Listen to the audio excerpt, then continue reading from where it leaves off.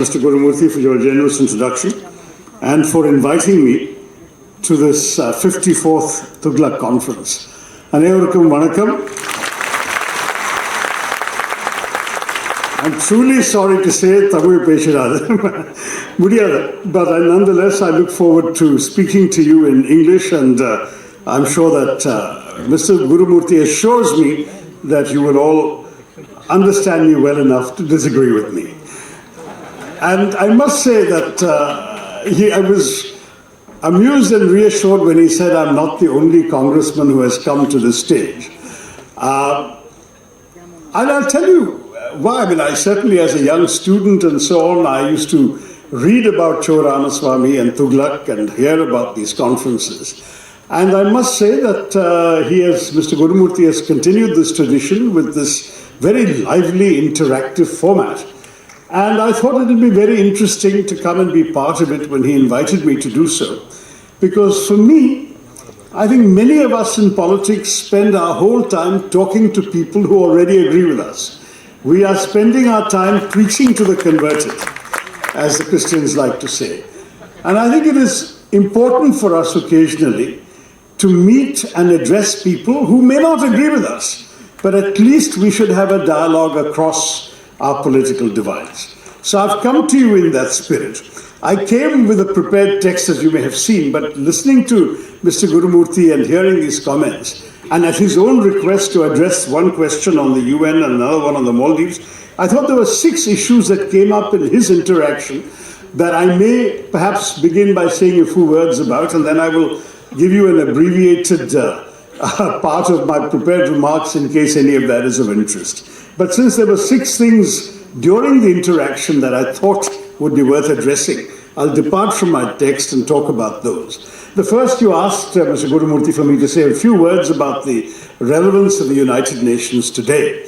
And it's true that there are major conflicts raging, the Russia-Ukraine war, the Gaza war, and we are in a situation in which the UN appears to be helpless. But the truth of the matter is, the UN was designed in a particular way as a result of historical experience.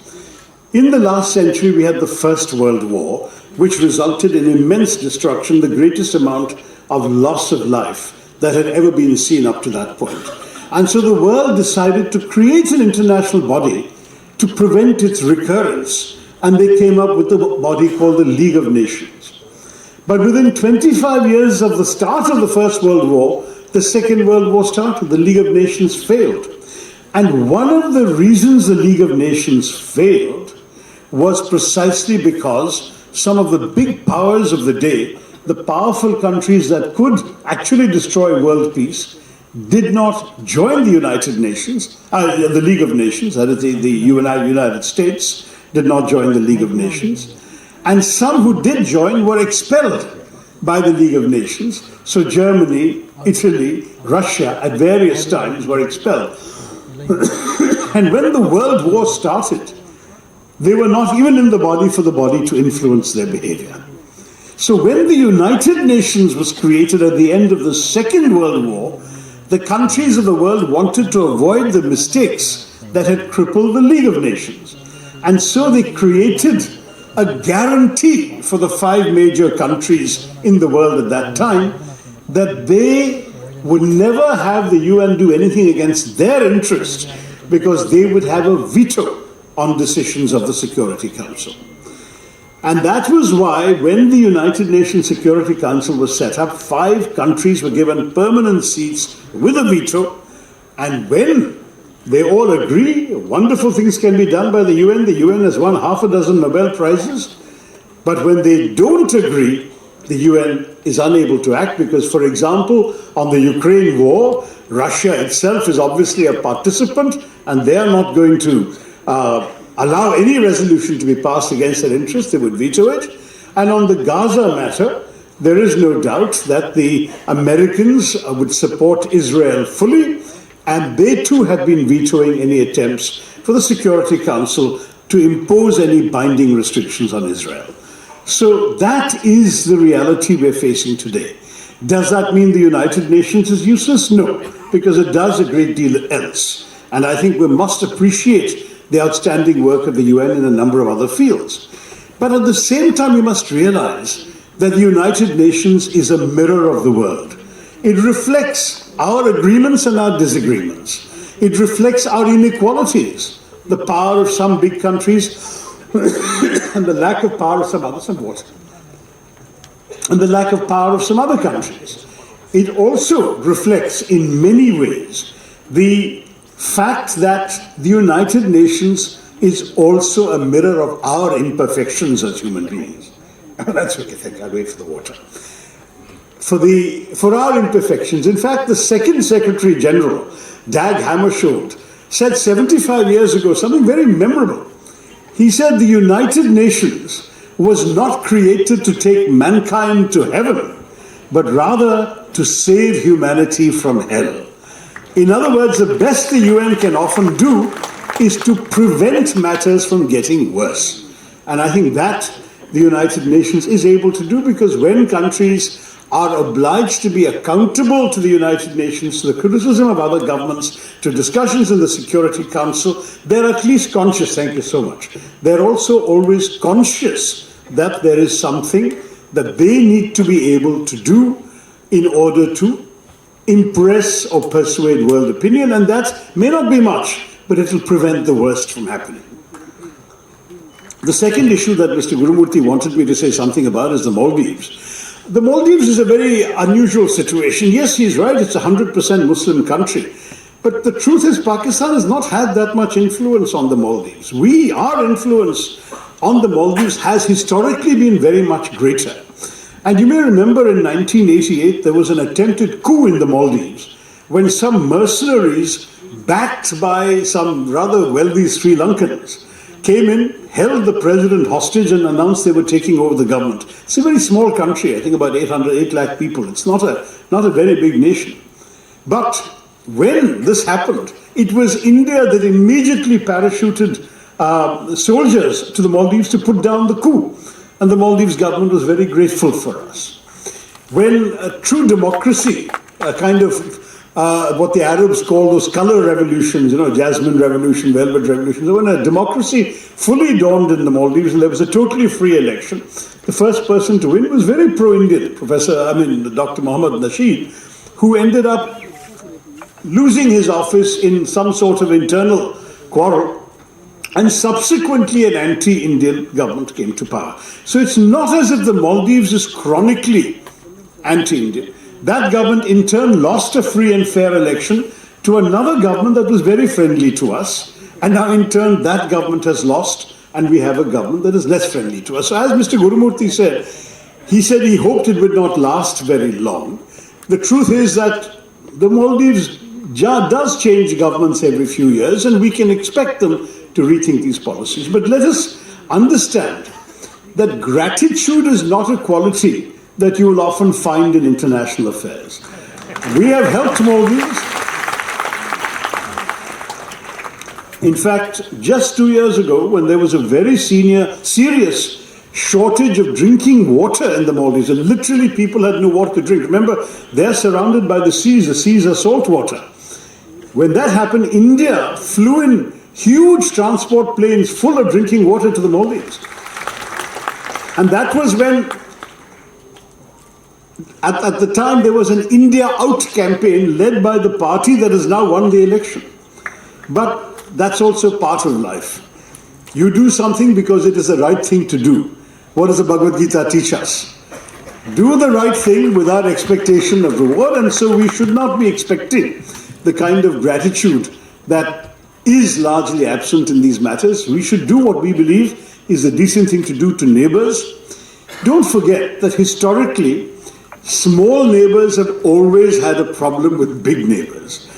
In fact, more than 100 years ago, a president of Mexico once said, "My poor country, so far from God and so close to the United States." So you can imagine the Maldives ruler saying something similar about us. We are so much bigger that inevitably they cannot be indifferent to our existence. They cannot be unaware of the importance of India. But yes, they have definitely a strong anti-Indian movement within one section of that society. and they have a very strongly pro-Indian movement also. And so far in the last 3 elections, these two forces have alternated power and defeated each other. The time may come when it will come back again to our favor. I think we have been conducting our policy fairly maturely. We have to deal with this government, whoever comes to power. We should neither show a great deal of rejoicing if this gentleman loses, nor should we show a great deal of condemnation if this gentleman wins. But we have to watch very carefully the increasing proximity of this government to the Chinese. Because there is no doubt about the fact that China has been attempting to expand its influence throughout our periphery. They have been increasingly influential in every one of our neighboring countries, everyone, without exception. And we should certainly be alert. I'm sure that our government must be aware and alert to the dangers that this represents. And there will be some red lines which would have been privately communicated to some of the governments, that, some things we understand. You have the right to have relations with other countries just as we do. But some things we would see as a serious concern for our interests, and in those we will take appropriate action. So far, I think we should not have any cause for alarm. It was unfortunate, this recent social media spat. Again, I don't think we should let foreign policy be conducted on social media. I think that there is a far more serious level of engagement that is required in all our parts. And we must understand and respect the sensitivities of a small neighbor about being so close to all of us. So that's on the second issue. The third issue, I think that somebody asked Mr. Gurumurthy about whether the India alliance was there to bring Muslims to power. The India alliance is there to bring Indians to power. And I want to remind you all, including the gentleman who asked that question, that Muslims are also Indians. And that we should not forget, because one of our great strengths as a society is that we have appreciated people of all sorts of backgrounds. In fact, I have been a devotee of Swami Vivekananda for a very, very long time. You didn't answer that question. The question was translated, perhaps your lack of an answer didn't make it to me. But the reason I mention that, frankly, is also that as a devotee of Swami Vivekananda, as a young man, I learned and imbibed very much his vision. You may remember, those of you who have read and listened to Vivekananda, that he used to quote the Shiva Mahimna Stotram very often, which says that just as different rivers flow down different hills and valleys, some straight, some winding, and end up in the same sea, so also all ways of worship end up at the same divine, the same Brahman. There is ultimately, in his view, no difference. This is why he would say, Ekam Satya Vipra Bahuda Vadanti. There is only one truth. The sages can call it by different names. One of his speeches in Chicago, he actually made a reference to the one whom some refer to in this word, some refer to this. He said, Jesus, Jehovah, Ram, Rahim, Allah, whatever. It doesn't matter for him. All are ultimately the same. And Hinduism has the great strength of being able to say, Loka Samastha, Sukhino Bhavantu, and at the same time to appreciate that ultimately, though we may be different, though we may worship differently, in fact, what does Hinduism do? Hinduism actually recognizes that since no one actually has a reasonable logical basis to visualize Brahman or the Creator in any shape or form, we are free to imagine the divine in whatever way we like. That's why we have 330 crore forms and divinities and names for that what we worship. So, very frankly, if God can be imagined by somebody as a pot-bellied figure with an elephant head, and I'm a Ganesh Bhakt myself, why can't God also be imagined as a bleeding man suffering on a cross? The rishis would have had no problem with that. And I say this to you simply because this great sense is what makes me proud to be a Hindu, because what Vivekananda said in Chicago was, I'm proud to speak of a religion that has taught the world not just tolerance but acceptance. That phrase I read as a teenager, it stayed in my mind. And I thought about it over and over again over the years. Because I used to go to school in history class and learn that tolerance is a virtue. A tolerant king is a good king, because he allows you to believe what he doesn't believe. But when you really think about it, tolerance is a very patronizing idea. Because what is the tolerant king saying? The tolerant king is saying, I believe I have the truth. You are in error. But I will magnanimously indulge you in your right to be wrong. That's all the tolerant king is saying. Vivekananda says that's not what Hinduism says. Hinduism says, I believe I have the truth. You believe you have the truth. I will respect your truth. Please respect my truth. And that is the Hindu principle of acceptance. And that is the principle by which I live. And that is why, for me, all people of all faiths are Indians, and I see them as Indians. And I do not want a situation where any one community's members should feel demonized or seen as the other or relegated to a marginal role in our society. We should take all of them. I see this in our own history.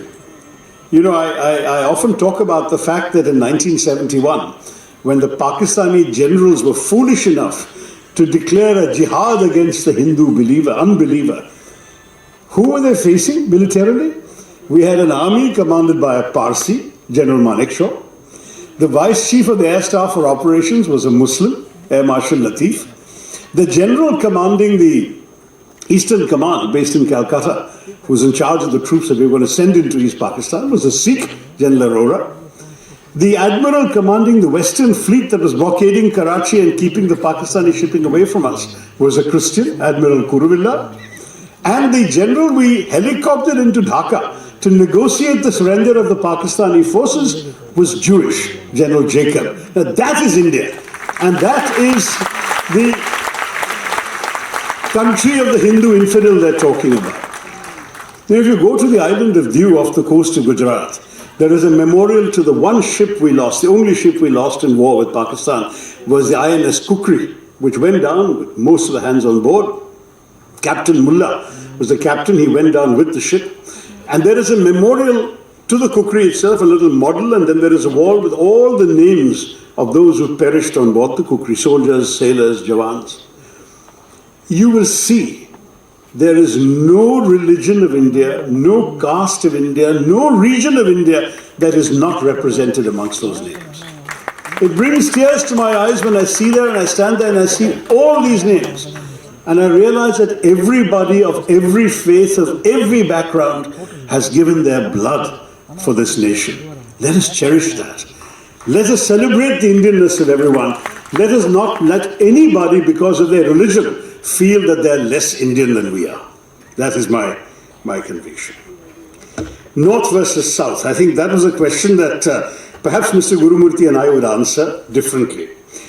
I believe that our federalism is really in trouble. The Prime Minister speaks of cooperative federalism, but it seems that the states are the only ones who are expected to cooperate, whereas the union government operates at its own sweet will. The government's decision in 2017 to change the terms of reference of the 15th Finance Commission to base allocations, financial allocations, on the basis of the 2011 census has already prized open a North-South divide, even if Mr. Gurumurthy says it doesn't exist. Because it has opened a Pandora's box with incalculable consequences for our country. The Finance Commission's revised allocations have sent even more tax money from the South to the North than previously. And this North versus South expression is the title of a book by a Tamil writer called Neelakanthan R.S., who wrote that India is rewarding the brute demographic advantage of North India over a state's performance. That the bind that Tamil Nadu and Kerala in particular, which is your state and my state, find themselves in, is there at a stage where their success is being used against them by the union government, which is seeking to aggressively redistribute resources based on population alone, on what he calls brute demographic might. So as these states made improvements to health, to find that the reward for that is to have less money to spend on health. Their improvements in education meant they had less money to spend on education. And the 16th Finance Commission, which has just been announced, will be worse. And if the next census takes place soon after this year's elections, as the Home Minister has said, it will even be worse still for the South, because population disparities have only worsened. The irony is that historically the South has already been subsidizing the North. For example, for every 1 rupee of tax contributed by Uttar Pradesh, the state receives 1 rupee 79 paise from the central coffers, whereas for every 1 rupee of tax contributed by Karnataka, the state receives 0 rupees 47 paise. That is the difference. All southern states, I think, recognize the need to correct regional imbalances and for richer states to subsidize poorer ones. But it is fair to ask, as Karnataka CM Siddaramaiah has done, where is the reward for development? So to take that same example, Karnataka meets 72% of its expenses from the state's own taxes, whereas Bihar only has to meet 23%. 77% of Bihar's expenses are given by the union government. So unlike most federal systems in the world, India's revenues are going disproportionately to its worst performing states. Those with poor levels of education, high rates of fertility and population growth, and the high performance states in the south, like yours and mine, are getting short shrift. In 1976, as you may remember, the Omnibus 42nd Amendment to the Constitution froze the allocation of Lok Sabha seats to all states for 25 years to encourage population control by assuring states that success in limiting population would not lose them Lok Sabha seats. In 2001, the then NDA government, headed by the BJP Prime Minister Atal Bihari Vajpayee, extended this arrangement for another 25 years. So that proposal became the 91st Amendment and was unanimously adopted by all parties in both houses of Parliament. And this was also reflected in the terms of all the finance commissions until Mr. Modi constituted the 15th and told them to use the 2011 census. Now, worse still, the 91st Amendment lapses in 2026. The government has made it clear that there will be a new delimitation of constituencies. Even the women's reservation bill will only be implemented after delimitation is done. If the intention, as many suspect, is to fill the rather cavernous hall of the new Lok Sabha building, then Uttar Pradesh alone may have more MPs than all the southern states put together. Where does that leave our federalism? If, for instance, the Hindi-speaking states can alone muster a two-thirds majority in Parliament to amend the Constitution, what would prevent them, for instance, from passing a law making Hindi the official national language? Every year, somebody from the BJP gets up and asks for that to be done. Now, I say this because the North's enhanced political clout in Parliament will be coming at a time when population disparities will still worsen in the short term. Tamil Nadu's fertility rate is 1.6, Kerala's is 1.7, UP's is 3, Bihar's is 3.2. So, you could argue, why should Kerala be punished for its impressive performance by receiving less revenue from the Finance Commission and also losing seats in Parliament, thereby being forced to dilute its voice in national affairs? Why should Tamil Nadu's reward for extraordinary economic success, sustained growth and population control be lower tax revenues from the centre? Now, the government's answer would be, these are the rules in a democracy. One person, one vote means the more people you have, the more political clout and tax rupees you should get. Tough. But in a country like India, whose diversity is held together by a sense of common belonging, but whose civic nationalism must accommodate a range of states with divergent levels of development, it is essential that all people feel that their common nationhood is a winning proposition for them. I am a very proud Indian, and frankly I don't think Malayalis can afford to be anything else, because Malayalis are all over the country, working everywhere in India.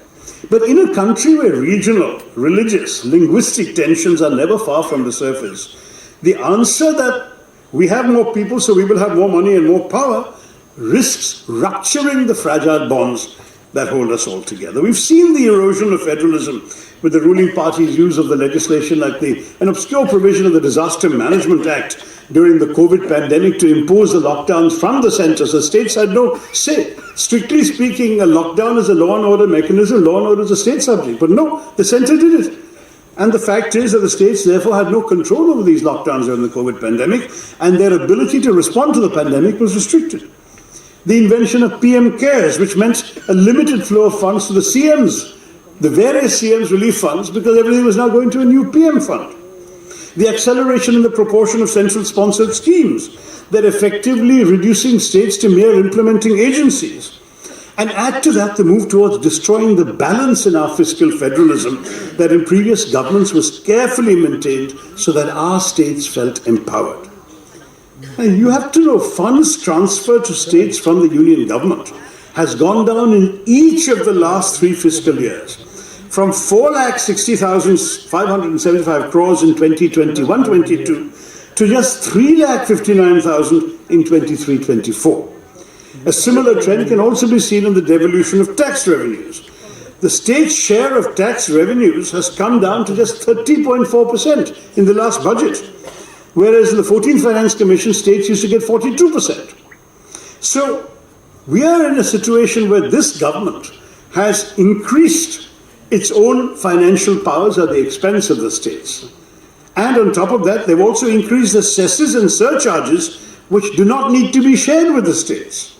So in 2011-12, the last figure I saw for the UPA government, cesses and surcharges was 8.16% of gross tax revenue. Under this government, it has tripled to 28.08% of gross tax revenue. Now, the question is, if over 10 years you can more than triple the amount of money you're getting that you can spend in the center and not spend in the states, what happens to our federalism? And I do worry about the Hindi, Hindutva, Hindustan politics of this government, because this culture of Aryavrat domination that infects the attitudes of some has already raised disquiet amongst many, many southern politicians. And maybe Mr. Gurumurthy and others here may not feel it's such a big issue. I think it's a very serious issue because the financial and political consequences of all of this threaten the very unity of India. If the South faces political disenfranchisement to go along with a sense of financial victimization, then that combination is absolutely bound to generate resentments that can spill over beyond the confines of our routine politics. I don't want the unity and integrity of India to be threatened in any way. And like every Indian, I rejoice in our successes and applaud our aspirations. But at the same time, we must ensure that we pursue this adventure in a more open and more equitable society. Sorry I took so long in answering that 4th question. The 5th one that I noticed from the Q&A that was going on was about ED. Now, you are all free to have your own views on who deserves to be investigated by ED, but it is more than slightly curious that somehow, however widespread corruption may be in this country, only opposition politicians attract the attention of the ED. I find that quite remarkable. And what is more, an opposition politician being investigated by the ED can suddenly become innocent if he just goes and joins the BJP. That's all that is required. There are half a dozen instances where this happens. Now, I think Mr. Gurumurthy is a man who believes in standards, who believes in integrity. I don't think that the ED, CBI, tax intelligence, IT raids and so on are anything but a political instrument of the government in power that targets only opposition politicians. And I don't think that is healthy for our country. Finally, on the 6th point, which of course is the one that, my gosh, I've already taken most of the time Mr. Gurumurthy gave me, so maybe I'll skip the speech and just end with this. The 6th point was on the Ram Mandir inauguration. And I can see that there are many, many areas we can talk about. I must say I have some sympathy for Mr. Devakumar Dikshita, who came and talked about the missing Dhwaja Stambham, because the fact is that in Kerala all temples have a Dhwaja Stambham, and we, following the Agama Shastras, would normally expect this temple to have that. I'm not sure it's accurate to say there are no Agamas in the north. The Agamas are written everywhere, and as far as I'm aware, that Shastra applies in many northern temples also, but each temple has its own distinctive style. It's also part of the diversity that Hinduism celebrates. But having said that, when the 4 Shankaracharyas are all saying this is an incomplete temple, it cannot have a prana pratishtha at this time, the temple must be fully complete, and the prana pratishtha cannot be performed by a political leader, it has to be performed by a religious leader. I must say, as a Hindu, I find that a very persuasive argument. I don't think, fortunately I was not invited, so I don't have to be accountable for going or not going right now. And let me tell you, I do intend to go, but not on the 22nd of January. Because the 22nd of January for an incomplete temple is a date chosen by a prime minister for his own political benefit ahead of the elections. Let's be very honest about that. And therefore, to go there for that function, that's very good. And I hope that those who wait to go until the temple is fully complete and choose a later date, which has nothing to do with elections and is ideally even after elections, those should also be respected. That is my final submission. Yes, no, I think people are welcome to go on 22nd if they wish to. If they have the ability to go, they're invited to go, whatever, they're welcome. I'm not saying that. I'm just saying, please understand that there are some very respected Hindu leaders who have questioned the suitability of this event. And as a Hindu, you are free to take the advice of the Shankaracharya. You're also free to take the advice of the temple organizing committee. That is the great thing about our faith, is that we all have freedom. And since I have already, I think, reached 28 minutes out of the 30 I was given. Yeah? Shall I go on a little further? While we're waiting for Mr. Annamalai to arrive, I do have to move on. No, I had plenty. I actually came with a text which I'm not going to bore you with now, but let me say a couple of things that's worth saying. I've often said that, when I came here, I expected to be speaking after Mr. Annamalai, and I thought that, it's also true. There's a very well-known saying that any truism about India can be immediately contradicted by another truism about India. And anything you can say about India, the opposite is also true. So our country's national motto emblazoned on the governmental crest is Satyameva Jayate. Truth alone triumphs, but you can ask the question, whose truth? And it's a question to which there are at least 1.4 billion answers if the absence of a census for the last 13 years hasn't underestimated us again. But that sort of an answer is no answer at all, and so another answer to this question has to be sought. And this may lie in a simple insight that I would like to offer you, which is that the singular thing about India is that you can only speak of it in the plural. There are, in the hackneyed phrase, many Indias. The very idea of India is of one land embracing many. The idea that a nation may endure differences of caste, creed, color, culture, cuisine, conviction, costume, and custom, and still rally around a consensus. And that's a very simple consensus, a democratic consensus, on the basic principle that in a large, diverse democracy under the rule of law, you don't need to agree on everything all the time, except on the ground rules of how you will disagree. The reason that we have survived all these years, all the stresses and strains of the last 76 years, and remember, including periods when many foreign observers predicted India's imminent disintegration, the reason we've held together is because we managed to maintain consensus on how to manage without consensus. Now, today, some people in positions of power in our country seem to be questioning those very ground rules. And that, sadly, is why it is all the more essential to reaffirm them now. And I want to speak a word for our constitutional democracy, because it is our constitution and our democracy that has given Indians of every imaginable caste, religion, culture, cause, the chance to break free of their lot and to fulfill their aspirations. And this possibility of thriving and flourishing excuse me, rests on free institutions created by the Constitution. I've written a book called The Battle of Belonging, where I talked about ours as a civic nationalism and not an ethno-religious nationalism. A civic nationalism rests on a constitution and institutions. An ethno-religious nationalism rests purely on identity. And my argument is that our liberal, inclusive and just constitution, which is based on this principle of civic nationalism, has been the bedrock of keeping our society together and has secured the inalienable rights of all Indians. It has not only consolidated the best of our values, including those which our forefathers gave their lives for at the height of the national struggle, but it's also served to liberate the collective aspirations of our people. And I would like to argue that the strength of India is that it's greater than the sum of its parts. I agree with Guru Murthy. We don't want people dividing our country. We want political leaders focusing much more on what unites us. But that is what political leaders have to do. They should stop harping on the differences of some people in our society and see rather their common humanity and their common Indianness. I've often said the great strength about our Indian identity is and should be that we can be many things and one thing. You can be a good Tamil, a good Muslim and a good Indian all at the same time. You can be a good Malayali, a good Christian and a good Indian all at the same time. That is the magic of Indianness. Don't dilute that. Do not come into this temptation of seeing in our magnificent, soaring majesty of the Upanishads and the Vedanta, do not reduce it to a badge of identity like that of the British football hooligan who says, if you don't support my team, I'm going to hit you on the head with my placard. That is not Hinduism. We have to stand up for the larger ideas that our country is all about.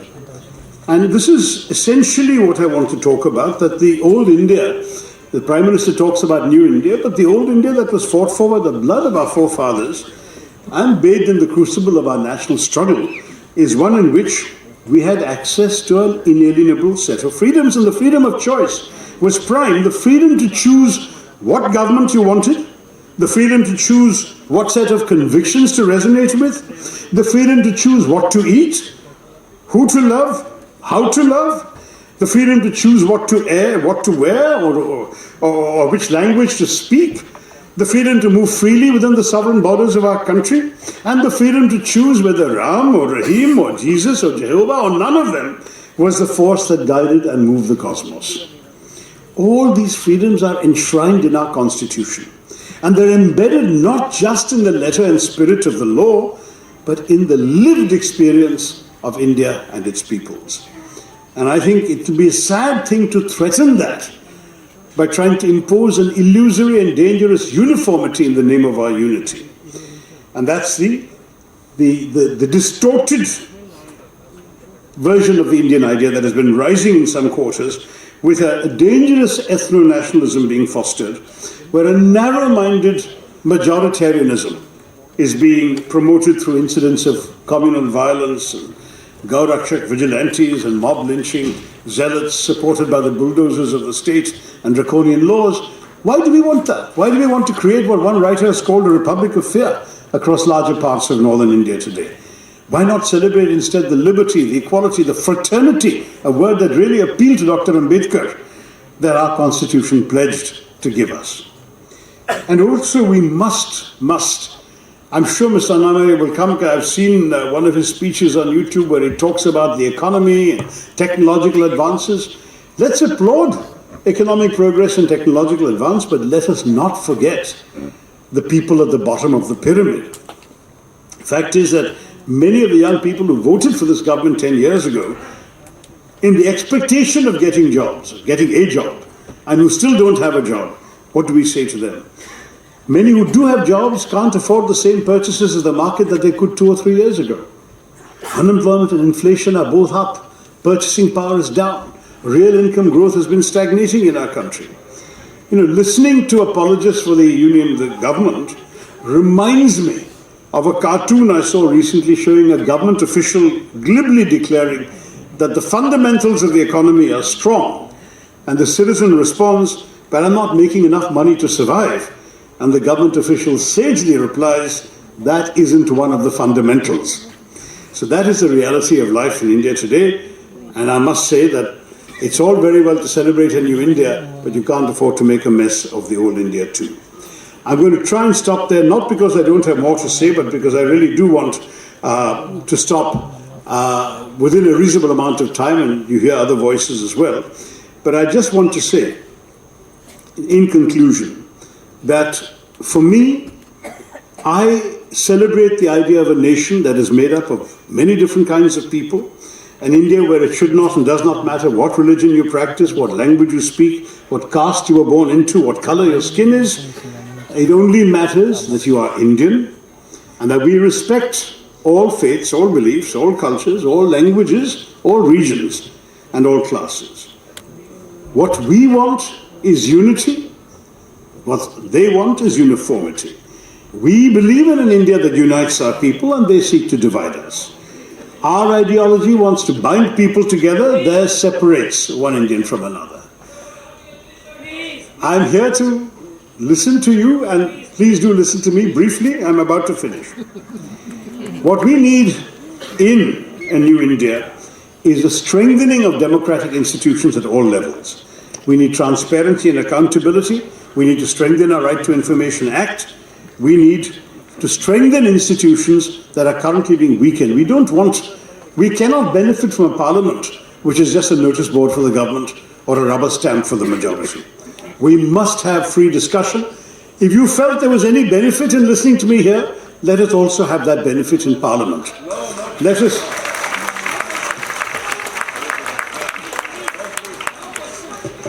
us have in our new India a leadership that empowers people and harnesses their collective strength in the pursuit of national objectives, not someone who sees people as instruments of his own power.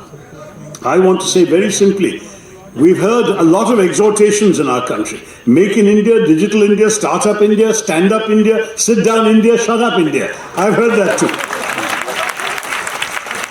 I want an India where there is consultation, where there is dialogue, where you will listen to me and I will listen to you.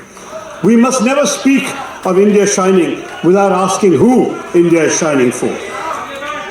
And I hope that we will promote policies that both deliver higher economic growth and also ensures that the benefits of our growth are enjoyed by the poor and disadvantaged sections of our society. The choice, to my mind, is clear. We can have a new India that belongs to all of us, led by government that works for all of us, or we can have a new India that belongs to some and serves the interests of a few. Let us choose an India that embodies hope, not one that promotes fear. We can support a new India united in striving, not an India divided by hatred. Let us remain faithful to the founding values of the 20th century if we are to conquer the challenges of the 21st century. Let us create an India that truly becomes an India shining, but it must shine for all. Thank you very much. Jai Hind.